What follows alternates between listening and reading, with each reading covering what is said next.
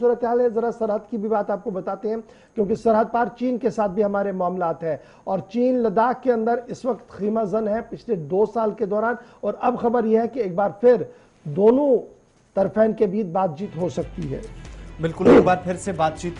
की शुरुआत बहुत जल्द नजर आती है। ऐसा होगा क्योंकि भारत की तरफ से इसके मुस्बत इशारे दिए गए हैं और जल्द बातचीत का इम्कान भी है। अगर ये दौर शुरू होता है तो ये 15वां होगा। 14 मरतबा की जो बातचीत हुई है उसमें दोनों ममालिक के दरमियान सिर्फ 1 या 2 बार ऐसा नजर आया है जब बर्फ पिघली है, जब 10 फरवरी रवां बरस दोनों अफवाज ने पीछे हटने का फैसला लिया था और उसके बाद हमने थोड़ी सी पेशरफ जरूर देखी। लेकिन वजारत खारजा की तरफ से जो इस बार स्टेटमेंट जारी किया गया उसमें यह भी कहा गया एडिशनल सेक्रेटरी की तरफ से कि मशरकी लद्दाख का जो हिस्सा है, चूंकि 24वीं मीटिंग हुई है WMCC की working mechanism for consultation and coordination,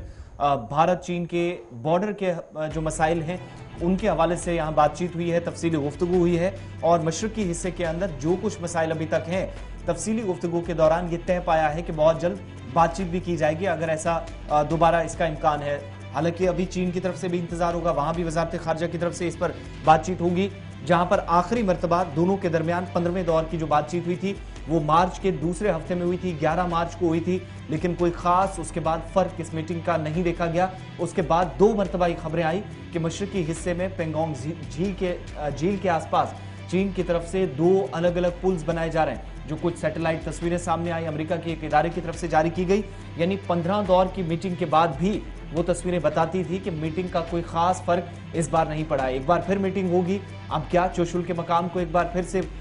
meeting के लिए रखा जाएगा, जहां पर दोनों अफवाज के कमांडर भारत की तरफ से और PLA की तरफ से आएंगे और बातचीत करेंगे। वजारत खारजा ने फिलहाल इस बात की तस्दीक कर दी है कि बर्फ पिघले इसके लिए कोशिशें जारी हैं। 16वें दौर की बातचीत बहुत जल्द या मुज़ाकराती अमल एक बार फिर से शुरू हो सकता है। LAC की मौजूदा सूरत कम से कम 6 माह के बाद भारत और चीन ने डिप्लोमेटिक सतह पर दोबारा से बातचीत शुरू की। चीन के मामले पर जो लद्दाख का मामला चीन के साथ अटका हुआ है, तो WMCC के तहत जो मीटिंग का सिलसिला हुआ, working mechanism for consultation and coordination, Bharat और चीन बॉर्डर अफेयर्स को लेकर यह वर्किंग ग्रुप बनाया गया था और लगभग 6 माह के बाद दोबारा इसमें मीटिंग हुई और इस मीटिंग के बाद ही इस बात का खुलासा पेश किया गया कि दोनों तरफेन इस बात पर राजी हुए हैं कि बातचीत के सिलसिले को आगे बढ़ाया जाए और जो मामलात रुके पड़े हैं उन मामलात को हल करने के लिए कोई राह तलाश की जाए। याद रखिएगा, मई 9 तारीख थी जब आर्मी चीफ मनोज पांडे साहब का बयान सामने आया था। उन्होंने कहा था कि चीन का ये इंटेंशन है कि वो बॉर्डर डिस्प्यूट को जिंदा रखना चाहता है, क्योंकि उनकी तरफ से कोई भी मस्बत पहल अभी तक नहीं हो रही है कि इस तनाज़े को खत्म किया जाए। लेकिन भारत सरकार की तरफ से भी हालात पर गहरी नजर रखी जा रही है और माकूल और मुनासिब कदम उठाए जा रहे हैं। फिलवक्त 50,000 के करीब फौजें भारत की तरफ से वहां पर तैनात कर दी गई हैं।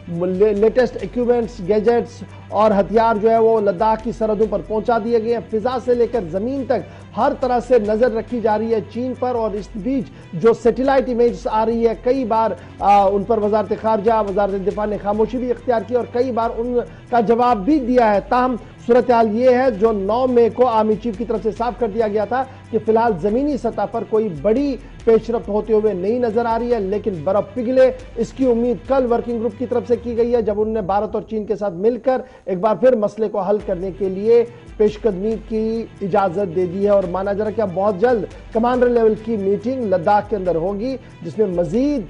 काम आगे बढ़ाने के लिए कोशिशें की जाएंगी।